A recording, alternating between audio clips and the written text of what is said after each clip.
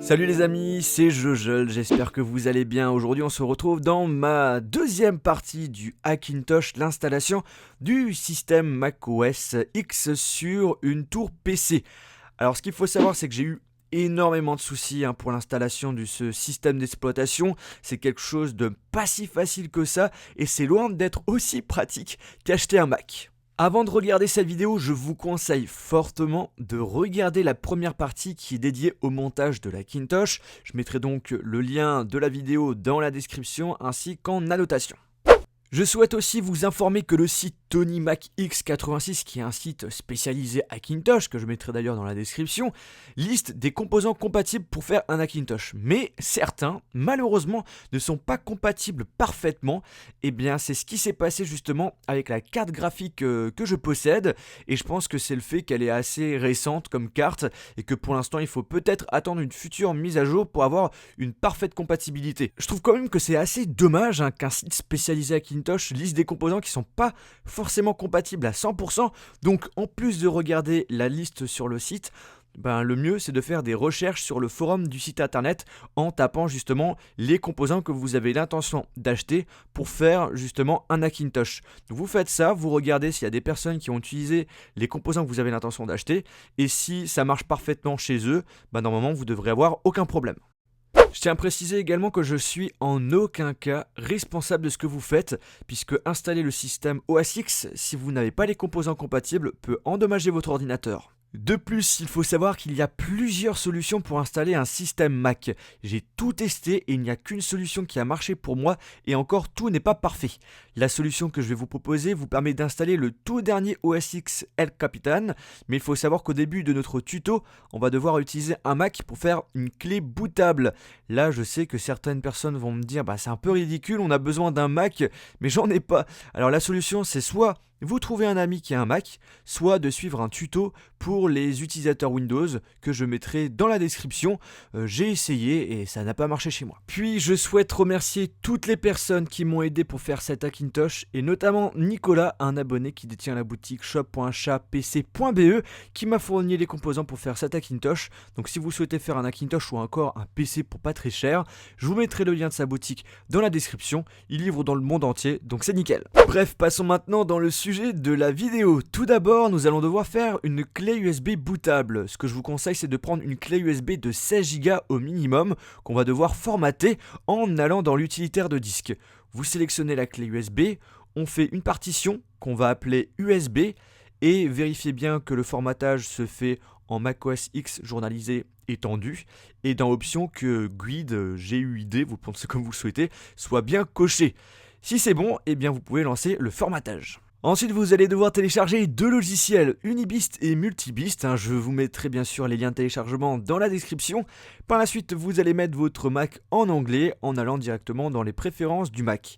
Quand c'est fait, on va direction Mac App Store et vous allez télécharger le système macOS El Capitan. C'est gratuit, mais ça prend un petit peu du temps à télécharger.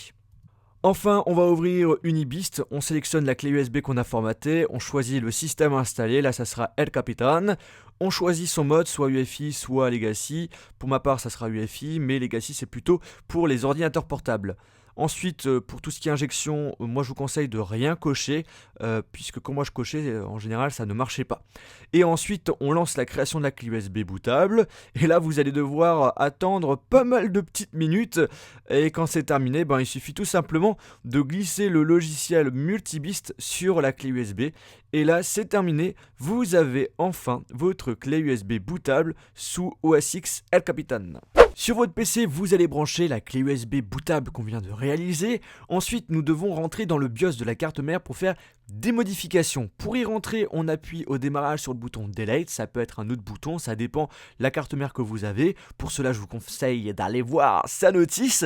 Si quand vous allumez votre ordinateur et que le logo de la marque de la carte mère ne s'affiche pas et qu'il n'est donc pas possible de rentrer dans le BIOS, c'est qu'il y a un conflit entre la partie graphique du processeur et de l'écran. Pour cela, si vous utilisez un écran HDMI, il faut une carte graphique, sinon changer d'écran en utilisant un écran VGA. Alors j'ai eu ce problème avec l'écran 4K que je possède. Pour rentrer dans le BIOS, j'ai été obligé de mettre une carte graphique. Vous êtes dans le BIOS, c'est parfait. Là, on va devoir désactiver pas mal de petits trucs, mais ce qu'il faut savoir, c'est que Toutes ces choses peuvent changer selon votre carte mère. Pour ma part, je dois désactiver Intel Virtualisation Technology.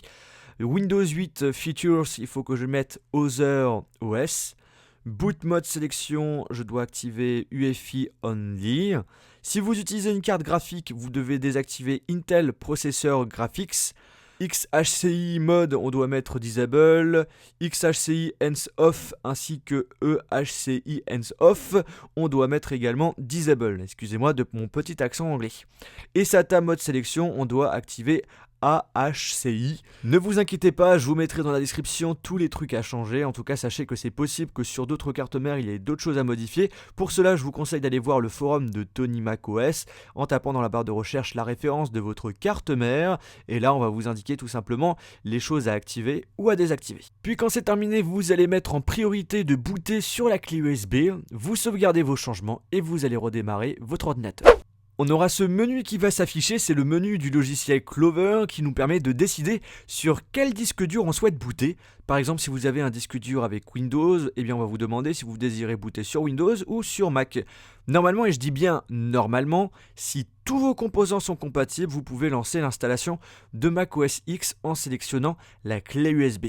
Mais malheureusement, et c'est ce que je vous ai dit, même si certains composants sont listés comme compatibles sur le site Tony Mac, eh bien ça peut arriver qu'au final ça ne soit pas compatible parfaitement, et c'est le cas avec la carte graphique que j'utilise.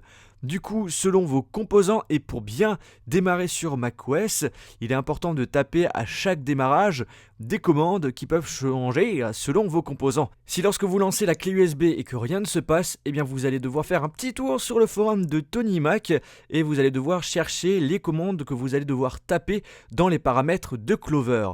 Pour ma part, avec les composants que j'ai, pour faire un bon démarrage, je dois ajouter cette commande nv-disable égale 1. Quand c'est fait, on va pouvoir lancer la clé USB et là, après quelques petites minutes, on va avoir ce menu classique d'installation de OS X. Pour une bonne installation, on va devoir aller dans Utilitaire de disque et formater en format OS X étendu journalisé le disque dur où on souhaite installer le système d'exploitation. Bien sûr, s'il y a des données dessus et que vous souhaitez les conserver, n'oubliez pas de les sauvegarder quelque part. Puis quand c'est terminé, on appuie sur continuer, et on va accepter les conditions générales. On sélectionne le disque dur qu'on vient de formater, on appuie sur continuer et l'installation va se faire. Après plusieurs minutes, l'ordinateur va redémarrer, je remets la commande avec Clover pour faire un bon démarrage et cette fois-ci on va rentrer dans le disque dur où on a installé El Capitan. On doit ensuite le configurer, on choisit notre pays, le type de clavier, on se connecte en Wi-Fi, malgré le fait que normalement ma carte Wi-Fi est compatible, et bien là ça ne marche pas. Je vais donc devoir utiliser un câble Ethernet pour avoir Internet sur cet Hackintosh.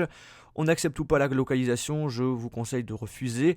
On accepte les conditions générales, puis après on crée un compte tout simplement, on ajoute son nom. On met son mot de passe, puis vous choisissez votre fuseau horaire, moi ça sera Paris, et vous allez décocher le fait de pouvoir envoyer des informations à Apple. Et la configuration est terminée, mais c'est possible que ce ne soit pas fini, tout dépend des composants que vous avez. Par exemple pour ma part, j'ai le son qui ne marche pas, j'ai l'Ethernet qui ne marche pas, et pour cela, pour faire fonctionner tout ça, il faut utiliser Multibist, justement qu'on a mis sur notre clé USB et qui nous permet d'installer des drivers. Par contre les amis, faites très attention, ne cochez pas tout et n'importe quoi, il faut être sûr de ce que vous faites. C'est pour ça qu'il faut aller sur le forum de Tony Mac, parce que si vous cochez n'importe quoi, vous risquez de péter votre Hackintosh et au final de tout recommencer depuis le début. En rentrant dans Multibist, vous allez devoir cocher UEFI si vous avez coché UEFI dans Unibist pour faire votre clé USB bootable. Si c'est Legacy, vous cochez Legacy. Au niveau de la compatibilité son, je vais devoir tout simplement aller dans Driver, Audio et cocher ALC 892, c'est la référence que j'ai par rapport à ma carte mère. Pour avoir Internet, pour activer l'Ethernet, il faut que j'aille dans Driver, Network et cocher Realtek. Et pour la partie graphique, vous allez dans Customize, graphique, et là vous choisissez la référence que vous avez au niveau des trucs graphiques. Soit si c'est une carte graphique Nvidia, vous activez Inject Nvidia. Si vous avez un processeur graphique, ça sera Intel. Et si c'est une carte graphique ATI, vous cochez ATI. Et quand c'est fait, vous allez tout simplement aller dans Build et vous allez sélectionner tout simplement le disque dur où on a installé le système Mac. Et après vous allez appuyer sur Install. Puis quand c'est terminé, vous allez devoir redémarrer votre Hackintosh. Et là, l'internet doit marcher, l'audio doit marcher. Et pour la partie graphique, pour ma part, ça ne marche pas, même en ayant installé le WebDriver Nvidia. Enfin, j'ai suivi tous les tutos qui existent, que j'ai trouvé sur le net, et malheureusement, rien n'a marché. En gros, concrètement, j'ai une bonne carte graphique, mais que je ne peux pas utiliser sur cet Hackintosh. Et voilà, vous avez installé OS El Capitan sur votre tour, vous avez fait un Hackintosh. Le système ici est stable, pour une utilisation bureautique, vous pouvez utiliser Page, Numbers, Keynote et naviguer sur internet sans problème. Par contre, pour certains logiciels comme des jeux, Final Cut, iMovie, pour ma part, ça ne marche pas parce que ma carte graphique n'est pas bien reconnue. Donc si vous voulez faire un Hackintosh, vérifiez bien que la carte graphique soit vraiment parfaitement compatible, à la fois sur la liste Tony Mac, mais également en regardant le forum. Et si c'est bien compatible, normalement il ne devrait avoir aucun problème, tout va marcher comme sur des roulettes, enfin je l'espère pour vous. Sinon, vous pouvez utiliser le Mac App Store, télécharger plein d'applications, faire les mises à jour du système sans problème. Par contre, lorsque c'est une grande mise à jour, par exemple vous passez de El Capitan à l'OS qui va sortir l'année prochaine, il ne faut surtout pas la faire directement sur le Mac App Store. Il faut attendre justement sur le site de Tony macOS d'avoir un tuto pour bien faire la mise à jour, pour éviter d'avoir des problèmes. Pour ma part, l'Hackintosh, je le conseille pas trop, c'est quand même assez compliqué, il suffit de faire une mauvaise manip et hop, le système macOS est foutu et vous devez refaire tout depuis le début. En plus de cela, même si on nous indique que tel composant est compatible sur le site Tony macOS, c'est pas forcément le cas. Par exemple, la carte Wi-Fi et la carte graphique ne sont pas bien reconnues chez moi alors que c'est bien sur leur liste. En tout cas, j'espère vraiment que cette vidéo vous a plu, que ça vous a quand même intéressé. Si c'est le cas, n'oubliez pas de mettre un pouce bleu. Et sur ce les amis, on se retrouve dans une prochaine vidéo. Salut!